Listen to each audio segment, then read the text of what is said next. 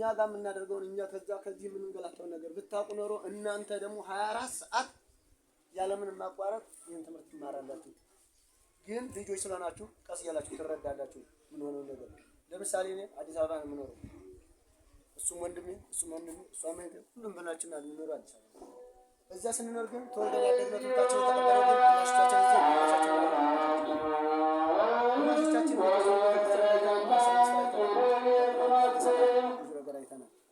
ያን ነገር ግን ባለ መከታተላችንና ባለ ማርዘባችን ዛሬ ቤተክርስቲያናችን በዚህ ደረጃ ሆናለች። እንደዚህ እንዳትሆን እናንተ ታንተራችሁ የምትማሩልንና እናንተ መምህራችን በሰንሰለት ይዛችሁ የምትማሩልን ከሆነ እኛ ለትምህርት ቤት የሚያስፈልጋችሁን ነገር ከየትም የምንበላው ከምንቆጥበው ከልጆቻችን ትምህርት ቤት እንዲሆን ቀንሰን እናስተምራቸው። ምንም አትጠራጠሩ። ማንኛውም ነገር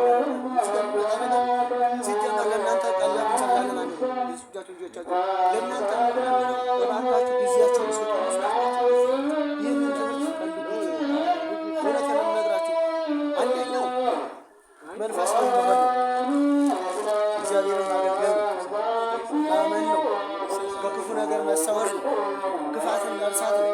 መገዳደልን ማቆም ነው። ሁለተኛው ሀገርን እንድትቆም ሀገርን የራሱ እንደበራት ሀገርን የራሳችን ልጆች ሀገርን እንድትረከብ ማድረግ ነው። ሶስተኛው የራሳችን ጥቅም ነው። የራሳችን ጥቅም ነው።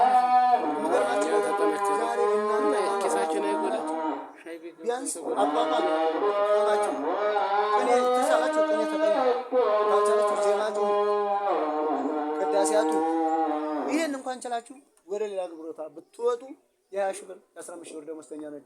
የግዴታ የእንትን ትምህርት የመደበኛ ትምህርት እስከ 12ኛ ክፍል ምንም ዲግሪ ስለያዝ ዲግሪ ይዘህ የሚቀጥር ሰው የለም።